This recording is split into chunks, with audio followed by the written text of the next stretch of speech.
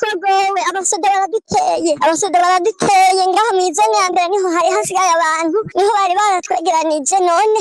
baraduteye abasoda bari bateguye operasiyo itangura saa 11 bashaka ngo batwegeranirize ahantu muri centre bahungukira bita Dipaca rero baciye badushwaramwo aha bariko baravunagura abantu ibintu twataye ntitugira iyo tuva niyo tuja bagomba ngo batwegeranirize muri Dipaca ngo kugira ngo baduhungure ku nguvu byanka bikunde mudutabarize amasase ntaratangura kuvuga bariko barakoresha ibibando bagendanye amasase ntaratangura kuvuga ariko n'inkoho bari nazo n'abasirikare bari kumwe nabo rwaruka rubomora ubwo abatanzania nyene bamwe bita banamugamba bari kumwe n'abakozi bo mu biro vy'ubuserukira inkambi ya Nduta abakozi bo kwa Makazi bashaka kudushira hamwe twese muri Dipaca kugira bace batuganirayo hanyuma bace baza kudutegeka kurira mudutabarize